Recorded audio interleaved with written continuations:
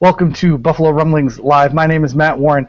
I'm being joined today by Alec Shane from PatsPulpit.com, and he's got a little surprise waiting for you all when I switch to his camera, and I can hear him giggling about it right now currently. So I'll just switch it over to Alec and let him be a homer. Wait, what are you talking about? I'm here. You invited me. I'm happy to be here. It's great to see you, Matt. It's always a pleasure to join you. I combed my hair. I took a shower. I think I look great. So I don't understand what you're talking about me being a homer. Do you think you could move your camera up just a little bit for us, just to your face? Oh my goodness. How stupid of me. I'm sorry. Is that better? Can you see me now? Is that? I said your face. Oh, there we go. Oh, there we go, guys. Oh, man. Hi, everybody. Thanks for having me on. Yeah, I'm immediately regretting this decision. Understood. All right, so Bills fans are pretty good at living in the past, too. It was 25 years ago where we made that magical run to 4 Super Bowls, not winning any, of course. I know you were going to say it. But I don't want to live in the past. Let's talk about week 2 because that's what we all care about. And I know that's what you're here for, and you're just ribbing us. So let's talk about the Patriots a little bit. Rob Gronkowski looked pretty darn good on Thursday Night Football. What can the Bills do to stop him? Brian Galliford, our editor-in-chief, wrote a little article about it today. On Tuesday at BuffaloRumblings.com. I don't know when you're watching this, so I'll use big words like Tuesday and things like that. So what can the Bills do, or what have other teams done to slow Rob Gronkowski down other than, I don't know, injuring him? Well, I guess step one would be to actually cover the guy, unlike the Steelers, who decided to just leave him completely uncovered on several occasions. But if you decide to actually cover him, the most success people have had against Gronk is when he's lined up very close to the line and they didn't let him get a release. Very much the Patriots offense is timing based. It's still early in the season, so it's hard to really tell. But if you can jam him at the line, disrupt the timing, disrupt the routes, you can be successful against him. Okay. And how have people done that in the past? What kind of player can do that? He's so big and quick, and it seems like he can overpower a defensive back, but he's way too fast for a linebacker or someone like that to cover. What kind of guy can do that? Honestly, I think you need a combination of a strong, fast coverage linebacker and a strong safety. I think most free safeties are a little more agile, a little quicker, more the lateral speed across the secondary. But if you can team up a linebacker and a strong safety on Gronk, jam at the line, and maybe have the linebacker on the underneath routes and then pass him off to the safety, that's probably your best bet. What has Rex Ryan done in the past with the New York Jets to limit the Patriots offense? Nobody can stop them. But what has Rex Ryan been able to do to limit them scoring points? The first thing he does is he takes away Tom Brady's greatest strength, which is the pre-snap read. Tom Brady's probably the best in the league at reading the pre-snap defense. Rex Ryan disguises that brilliantly. He's really good at that, and he's really good at rushing front four and disguising his blitz packages. So those are the main thing he does. And then on offense, he grinds the ball. He loves to run it, keeps it pretty vanilla, pretty basic, and clock control, keep Brady off the field. And that was pretty much the way that the Bills were able to confuse Andrew Luck during Week 1 in their convincing win over the Colts. What about the Patriots' offensive line? There was a lot of turnover there, and your center is on, injured reserve designated to return? I mean, there's a lot of question marks there with Marcel Darius coming back, Kyle Williams, Jerry Hughes. Oh, yeah, Mario Williams. How could he be the last guy we mentioned? Anyway, what's the offensive line going to do, and what were they able to do against the Steelers to keep Brady on his feet? Amazingly, the worst lineman on the field on Thursday night was Nate Solder, our franchise left tackle. He had a couple early penalties. He wasn't very sharp. He got pulled, actually, as the game went on. The 3 rookies in the middle actually had a very solid game, but at the same time, they had a very strong game plan to get the ball out quickly. So on a defensive line that is significantly stronger than Pittsburgh's in Buffalo, I look for a lot of shotgun, a lot of really quick releases, and those rookies are not going to be asked to contain those guys for very long, hopefully, because if Brady has to hold the ball for 3-4 seconds, even 5 seconds, he's going to have a long day.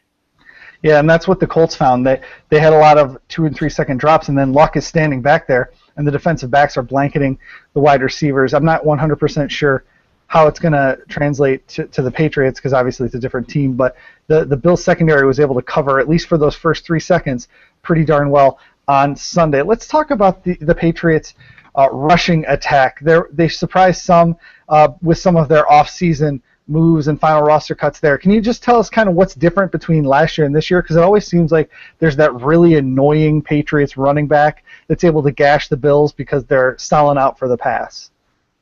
Yeah, this year that guy's probably going to be Dion Lewis. In the initial preseason, I really thought Travaris Cadet would be that guy. He did make the final roster, and he still could be that guy down the stretch. But Dion Lewis had a monster game on Thursday night. He had that fumble down the goal line that Gronk recovered. They punched it in eventually. But he's that shifty kind of Arene guy. That's the coverage mismatch.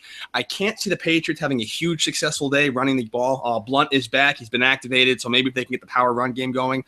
But against that front four of Buffalo, that's just such a solid defensive line. I see a lot of mismatches with that Dion Lewis guy out to the side, out to the flank, out to the slot, and causing some trouble in the middle of the field, those in-cut routes. All right, switching gears just a little bit. Let's look at the other side of the ball. Bill Belichick, obviously known for his defenses, including the ones that shut down the Bills in Super Bowl 25 years ago, so that we are sad. But what are they going to do against Tyrod Taylor? What kind of scheme stuff are they going to be able to do to contain a running quarterback like Tyrod Taylor?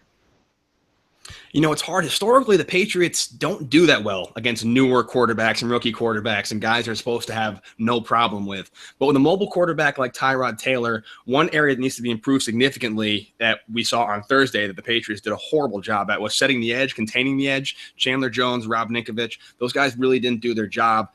D'Angelo Williams was able to bounce out to the side a lot. So I see a lot of spread contain, maybe a base nickel against the Bills because they got a lot of deep guys. The Robert Woods, Sammy Watkins, deep routes are going to be a problem if they decide to go that route. So I see them spreading out a little more, maybe linebackers crashing the gaps and going a nickel package to keep the receivers honest and keep tailoring the pocket. Speaking of the passing game, what about Charles Clay? How are they going to be able to cover him, or at least how did they cover him when he was with the Dolphins? I mean, it's an easy kind of thing for you to talk about since you did play him twice. We did play him twice, and like Scott Chandler last year, he kind of ate our lunch both times. He's one of those guys that just has a great day against the Patriots. He's a very underrated tight end, in my opinion. I see Pat Chung being the guy on him. He's not a great coverage safety, but he does succeed against against tight ends if it comes down to it. So maybe a combination of Donta Hightower and Patrick Chung, switching on and off depending on where Clay lines up in and out in the field. So you're game planning against the Patriots. What's the way that the Bills are going to be able to rack up points? Where's the soft underbelly of the Patriots defense? Is it in the secondary, the linebackers, right up the middle? Where is it? You know, it's funny. In the preseason, the general consensus was, yeah, we lost Darrelle Revis. We cut Brandon Brown, or the secondary may have taken a step back. But that front seven is solid. Chandler Jones, Rob Ninkovich, Malcolm Brown, Silver Siglia, Dominique Easley. Then you got Jamie Collins, Dante Hightower, Gerard Mayo as a linebacker core. That's a very solid front seven. You're not going to run on us. You may pass it, but you're not going to run on us, and the pass rush is going to be fierce. On Thursday, we really didn't see that. They gashed us up the middle. They gashed us on the outside. There are a couple of big plays. So if I'm game planning for this Patriots defense, I'm going classic Rex Ryan, ground and pound, control the clock, a couple of high percentage passes, keep the defense honest, take 2, maybe 3 shots down the field deep to keep the safeties away from the center of the line, and just play classic Rex ball. He always brings his best game. I think that the Bills game plan against the Colts will also have success against New England if the defense plays the way they did against Steelers. The crowd noise at Ralph Wilson Stadium was what some people have covered the Bills for something like 30 years. They're saying it was the loudest that the place has ever been. Is that going to be able to? And Bill Belichick today made a comment, like he always does, that said they're only going to be as loud as we let them, or something like that. How are the Patriots going to be able to deal with the sound that's going to be explosive right off the bat for Tom Brady? Yeah, well, first off, great job, Buffalo. I mean, I would kill to have a fan base like that that's as loud and rowdy as you guys were. Gillette is not the place you go when it's really just crazy like that, so that's really cool to see. To answer your question, I think it's really important to come out of the box, hit a very long, sustained drive. Like nothing, I think, takes the wind out of a crowd sails than getting the ball first and just marching straight down the field in like 7-8 minutes and punching into the end zone. If they can do that, I think the crowd will settle down a little bit and they'll have a chance to maybe hear the snap count a lot more. But if they go a quick 3 and out, and then the Buffalo starts just driving, it's going to be a long day. So look for the Patriots to maybe defer from usual and receive the opening kickoff, get a long sustained drive, get a touchdown, hopefully in that first drive, and that'll shut the crowd up. How are the Patriots going to cheat and win the coin toss? No, that was just, you said that they were going to win the coin toss. I got a question here from one of our guys, and I was trying to find it. Where'd it go? Oh no. Where'd it go? He was asking. I don't remember. He was asking about. This annoys me. Did I mute it? Oh, here we go. Is Solder more apt to have problems with speed rushers or power rushers? Solder in general, when he struggles, it's usually against the speed guys. He's huge. He's a big guy. He's got very long arms. He's got a very very high base of gravity in terms of linemen. So getting low and pushing guys up is his strength. But if you get a guy with a very fast, explosive first step, he can get burned early. So anybody who's got an explosive speed edge rusher is going to have an edge on Solder. And if that becomes a problem early in the game and continuing into that game, look for the Patriots to double up their tight end protection. Look for them to bring an extra lineman in, and they give Solder some help, especially with the guys that the Bills have on front. The Pittsburgh Steelers don't have the greatest defense in the world. We saw that in the preseason. Sergeant Major Thor, one of our regular commenters, says, let's face it, the Pitts defense is pathetic. How is your offense going to open running lanes and protect Brady from getting killed now that Darius is back along with the rest of the guys? Yeah, I mean, that's a really good question. I watched the Bills-Colts game almost in its entirety, and you guys looked great. There's really no way around it. I do think it's hard to tell. It's always tough to tell week one if the Colts looked soft, if the Bills look great. I'm sure it's a combination of both, but you really can't discredit what the Bills brought to the table on Sunday. And so I see, again, a lot of shotgun, maybe a lot of misdirection, some draw plays, and some really quick releases. What the Patriots love to do is they'll do those quick screens to Julian Edelman, to Danny Amendola, the quick slants to Gronk and Human. So I wouldn't see a whole lot of running right away, more the kind of pass plays that become run plays, getting their skill players into space. I think once the guys get the ball into space, they can make guys miss. But if they're going to pound up the middle, it's going to be a long day.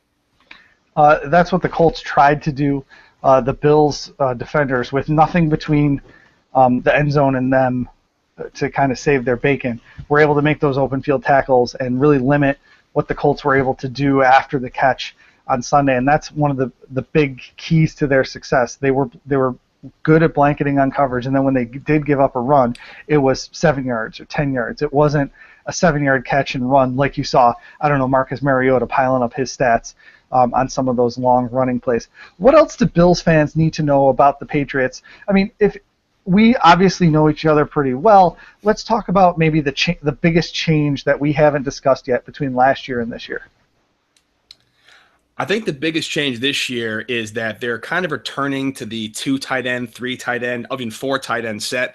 There are a lot more receivers last year. This year, there are only 4 on the roster. Actually, now less because Chris Harper just got cut. So they're very thin at receiver with Brandon LaFell on the PUP list. They don't have a guys to spread the field anymore. So they're going a lot more beef along the line, and a lot of their plays are going to be more misdirection in that respect. I think Scott Chandler's a great add for the Patriots. Michael Omenawinui is a really good tight end. Gronk's obviously Gronk. So I think they're going a lot bigger. And I think as the season goes on, we're going to see a lot more formations coming out of those 3 tight end sets that confuse defenses and keep them guessing, because their running game is what it is. They're very match specific. You really can't tell one way or another. And their passing game, there's no real deep threat other than Aaron Dobson, who's very unproven. So they're really back to the Aaron Hernandez, who's currently in jail, and Gronk and the 2 tight end set, 3 tight end set that we saw in 2012. He's in jail, huh? Okay. Well, we miss Scott Chandler. Well, the fans do. I'm not 100% sure that they miss him in the locker room with Clay in there and things like that. One last question from Ike James. How has Brady's age affected his play? We haven't noticed much of a drop-off from our end, but have you seen anything like a deep ball or something like that being a little bit less than it used to be? In the deep ball, yeah, his deep ball isn't what it used to be. It's not so much of a disparity. You can't really notice it. But the good thing about Tom Brady is he's so meticulous about how he takes care of his body. He is a really great passer that plays to his strengths. So if he knows he's starting to lose it in certain areas, he'll shy away from those areas, and the Patriots will game plan around that. He's just as accurate as he ever was. He's just as smart as he ever was. He's actually amazingly, maybe even a little bit more mobile than he used to be. Not that that's saying much. Mobile Tom Brady isn't exactly going to light any fires, but he is what he is, and I think he's still one of the top 3 in the league, in my opinion. And he may not have the deep ball and the zip on the deep ball anymore, but for the offensive Patriots run, you don't really need it, and so he's right on point. All right, well, we've been talking with Alec Shane of Pats Pulpit. about the New England Patriots getting prepared for Week 2 when the Bills are going to go 2-0 and be at the top of the AFC East. If you would like to stick around, Alec is going to ask me a bunch of questions about the Bills, and that'll be posted on Pats Pulpit at some point as well. So if you want to tune out now because you don't care about what Patriots fans want to know about the Bills, that's entirely up to you. Thanks a lot, Alec. Thanks, man. Good to have me.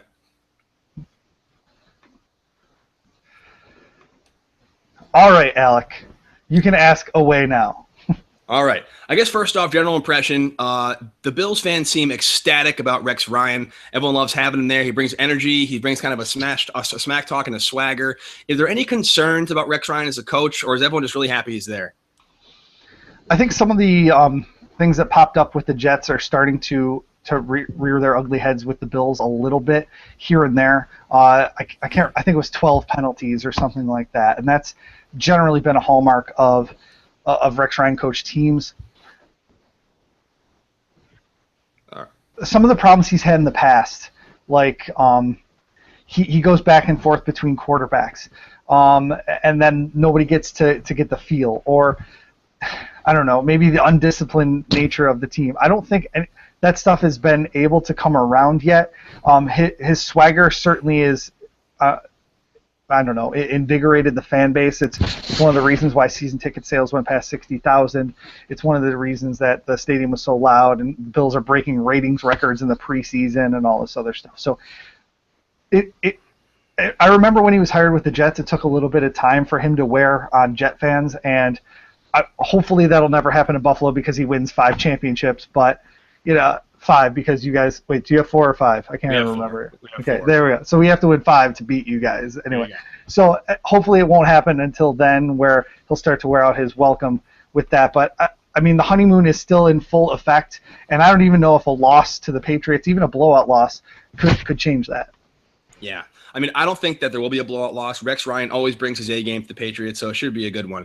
But you mentioned the passer and how he tends to rotate quarterbacks a lot. Tyrod Taylor won the starting job from E.J. Manuel in the preseason. Looks pretty good on Sunday. And to that end, there's a question from a Pats Pulpit member saying he's been around for a while, understudied to Joe Flacco. He's been around the league, kind of a journeyman, not really a starter. So along those lines, was the game plan and the playbook relatively vanilla last week with the intention of easing him more into the formation as the season passes, or does Taylor already have full command of the offense? I don't think that they're holding a whole lot back from Tyrod Taylor. One of the things they mentioned about him this offseason when he was in competition for the job and ultimately when he won the job was that he was really bright. He was picking up the playbook faster than they even anticipated. And even when a play breaks down, he's able to get out and find his receivers. He didn't do a whole lot of that against the Colts. It just didn't work out that way. He ended up running. But in the preseason, he was able to escape some guys and find his targets down the field, which tells me he at least knows where the guys are going to be, especially if they have to break off their route. I don't think they're going to change a whole lot about what they do. You said it earlier that they want to run the ball. They want to do the ground and pound stuff. And then they want to beat you over the top with speed, and Tyrod Taylor was able to do that. If they're changing the playbook from what Matt Castle could do or what E.J. Manuel could do, it's because Tyrod Taylor is better, not because he is not picking up the playbook as well. Yeah. So how much of that poise you mentioned of Taylor was a function of the defense putting just the hurt into the Colts? They were just all over him, and the confidence that the defense brought to the table, knowing that they weren't going to get too many points up. How much of his poise is a function of that, or do you think his outlook or poise will change if he ever got into a shootout? Because I think the Patriots are more of a high-scoring offense. It's interesting. Most people that have been around him and talk about him, whether it was in Baltimore or Buffalo, say that he's just a really even-keeled guy. And Jim Kelly says that he used to throw up before every single game and get really amped up.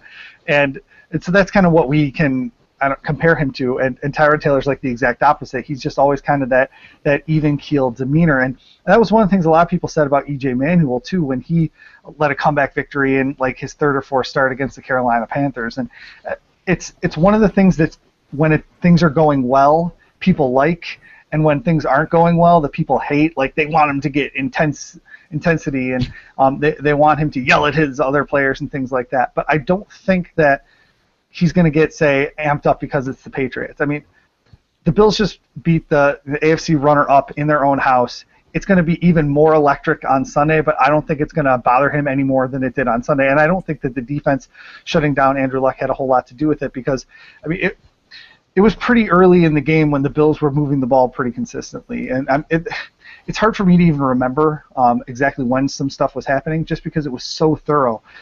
The Bills' running game was terrible. The passing game was what was making it work, and Tyrod Taylor's legs were what was making it work. So it's 17-0 at halftime. That's certainly nothing to sneeze at. And Tyrod Taylor came out in the second half and led an opening drive in the second half to put it to 24-0. And he always looks like he's cool as a cucumber. He rarely smiles too, and whatever. Huh. You mentioned the passing game was great, or doing well, and the running game really didn't work too well. To that end, Bryce Brown just got cut. Was that a surprise cut from the Buffalo Bills? And now that he's gone, who's in line behind Shady McCoy?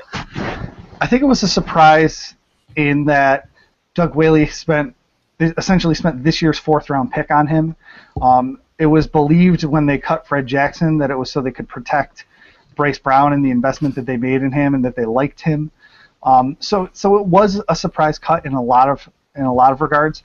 He was inactive on Sunday, so it's not like it was out of left field, and it was like they cut someone that got, I don't know, 4 tackles on Sunday or played 15 special team snaps or something like that. He didn't suit up Sunday. There was a lot of games where he was inactive last year too. So they have 3 running backs on the roster. This tells me that all 3 are healthy. They've got Shady McCoy, of course, taking the majority of the snaps. Carlos Williams came in to do most of his spell work, his breather work, and both of those guys were recovering from an injury, as well as Anthony Boobie Dixon was as well. But all 3 played well on Sunday. Played well. They all got met 2 yards deep in the in the backfield, and Carlos Williams was able to pop one for a touchdown on the backside.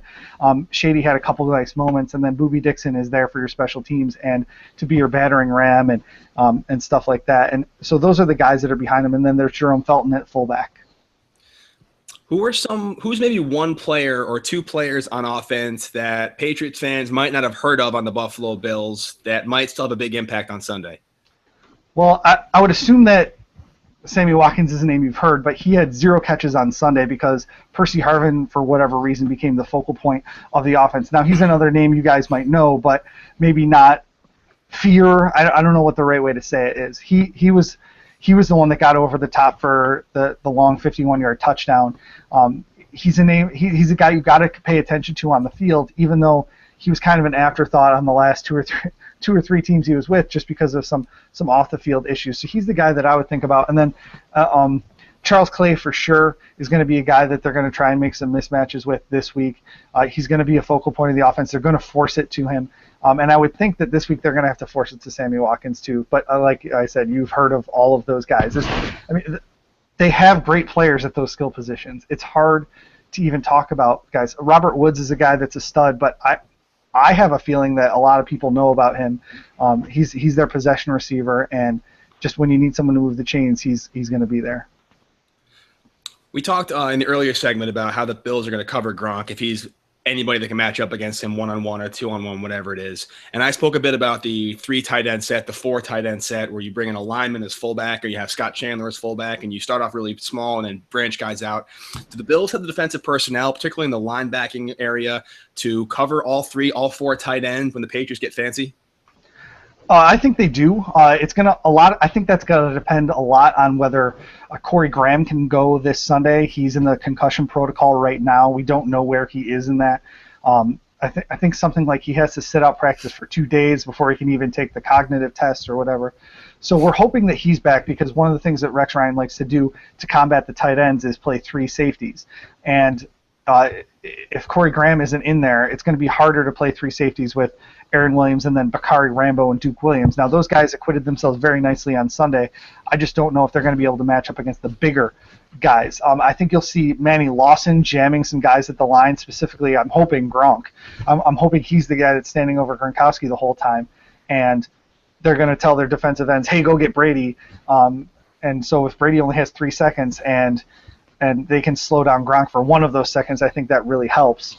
And so I think that they're going to use some combination of that. And then Preston Brown, who was a rookie last year, is really the reason the Bills felt that they could trade Kiko Alonso. He stepped up in such a big way after Alonso's ACL injury that that he's going to be able to do some of that as well. So they're going to go some 3 safeties. They're going to jam him at the line, and then Preston Brown's going to pick up a little bit where they left off. And it was very interesting seeing, like, they even split Manny Lawson out wide on Sunday against the Colts to try and jam some of those receivers. So they think he's got the athleticism to do it. Now let's see if he can. He's got really long arms to compete with Gronk on the hand checks. It's going to be a really cool matchup to watch. Awesome. I agree with that. One of the general consensus around Patriots Nation after the Thursday night matchup against the Steelers, it was like great win. Offense looked great. A lot of reason for optimism, but definitely some cause for concern, particularly on the defensive side of the ball.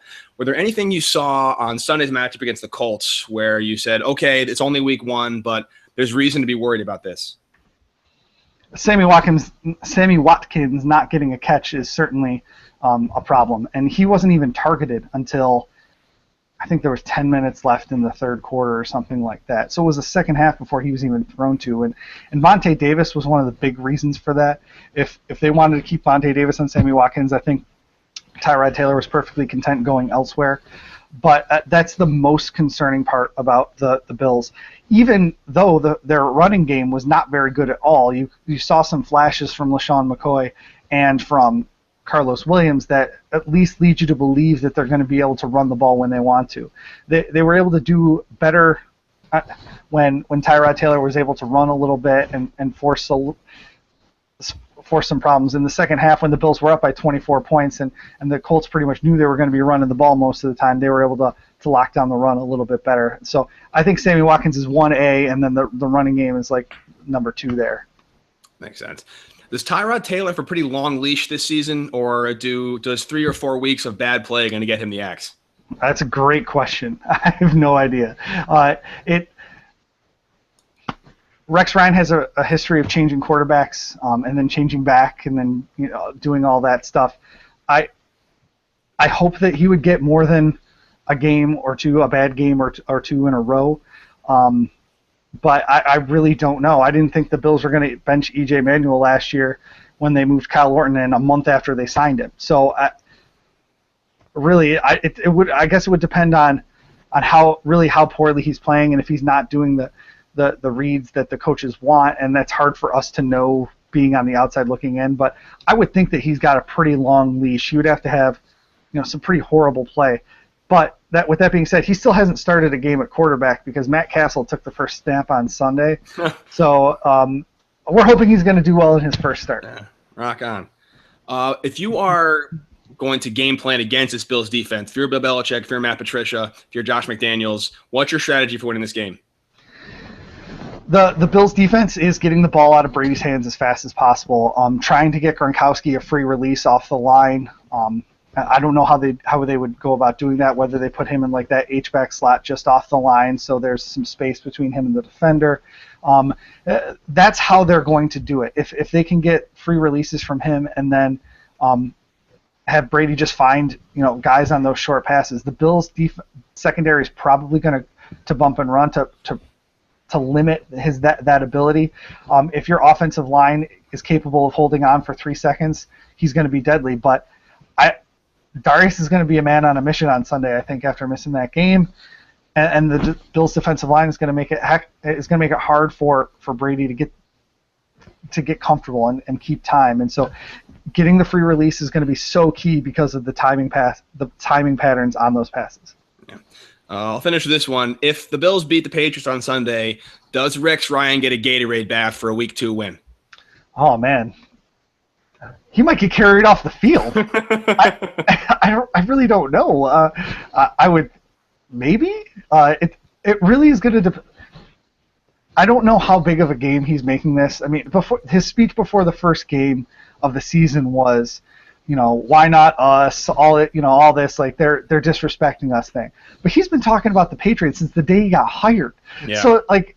He's probably been making a big deal about this with his players since he got hired, which is what Jim Schwartz did, which is why they carried him off the field last year against the Lions.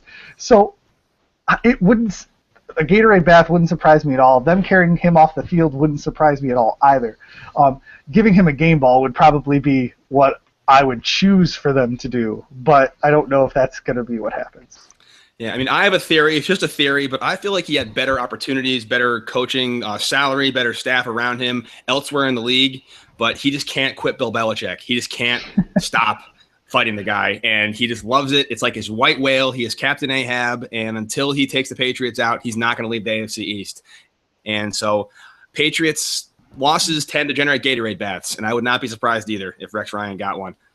Well, I have a feeling that that he didn't have a better paycheck waiting for him. Terry Pagula's got some change, but he probably had a more established quarterback down in Atlanta, and he chose not to pursue that for whatever reason, whether it was fit or he loved the defense or whatever it was. So I don't know ultimately what made him choose Buffalo. He said a whole bunch of different things in the Sports Illustrated cover story that they did on him and his presser after he was hired and stuff like that. It's hard to know what is reality and what is, I don't know, bluster.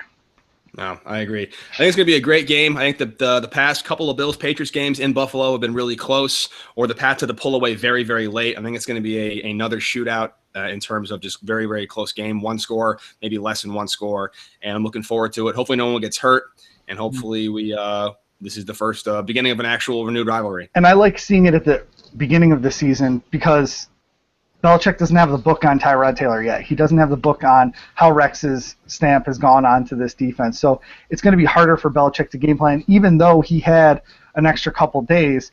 All he really had to go on was the preseason tape and then whatever they saw on Sunday, which, there's probably going to be some wrinkles thrown in, things like that, specifically for Belichick to nibble on. So it's going to be interesting to see how that chess match goes, because if the Bills are going to beat the Patriots, it's probably going to be in week 1 or probably going to be in week 2. And you're just going to go back to that Sunday night opener a few years ago when Leotis McKelvin fumbled it on the kickoff. Remember, the Bills were, they were going to win that game because it was the opening night. They didn't have the book on what the Bills were going to look like, and then it went away. But we won't talk about the bad part. We'll talk about how they were beating the Patriots and had them dead. Anyway. Okay. So yeah, I'm hoping it'll be a good game, and I always hope that nobody gets hurt. I will tell you that some of the Buffalo Rumblings followers on Facebook do not have that same wish. So obviously, I know you're shocked. It's Facebook. Yeah, I know. It's and we're the Patriots. We're the most likable franchise in the NFL. I'm amazed anyone thinks that we suck at any capacity. Blows my mind. Well, yeah, Dan Shaughnessy was certainly thinks you guys are great. He had a lovely article in the Boston Globe on Tuesday morning, or column, I should say. So he called us clowns and jokers and stuff. It's gonna be, I'm sure his email is not overflowing right now with Bills fans. I'm sure it's not. Yeah, he needs to go away. He's one of those guys. The era of media reporting has passed him by a long time ago, and the only way he can stay relevant is just to spout nonsense and get people angry. That's all he's got left, and he's milking it. So you got to respect the move, but he hasn't written anything legitimate in probably 15 years. All right. Well, we could talk about all the same guy in Buffalo or the same guy in Boston or whatever, but we'll just end there and not get too frustrated with what's going on. I look forward to talking to you later when the Bills have already pretty much sewn up the division. Let me just check to see when that game is. It's on my computer here. Oh, it's in week 11. That'll be early. That'll probably be early, but it's a Monday night game. The Bills are coming off some extra rest. They have a Thursday night game before that. I don't know. It's gonna be fun. Patriots, second half of the season usually do pretty well, but I'm with you. I'm actually glad to get this Buffalo one out of the way early for a lot of reasons. Going to Buffalo is never fun. Going to Buffalo late in the year is never fun. So I'd rather get a week 2. If the Patriots do lose this and Brady goes to 23-4 against Buffalo, it's nice and early and get it out of the way and we can rebuild. I'm not worried about it. Yeah. All right. Well, they did go 2-2 last year and ended up kind of okay, I think. So, yeah. All right. Well, thank you, Alec Shane from Pats Pulpit. My name is Matt Warren. I'm from BuffaloRumblings.com. You can certainly go onto Twitter and follow them at Pats Pulpit. You can follow us at Buff Rumblings because we work out. And, and you can follow me at Matt Rich Warren. Do you have a Twitter handle, Alec? No, I don't. But you should follow Rich Hill at Twitter, at pp_Rich Hill, because he knows his stuff. There you go. So that's how we'll be covering the game this week, and we'll talk to you next time. All right, man. Thanks for having me, bud. Yeah, see ya.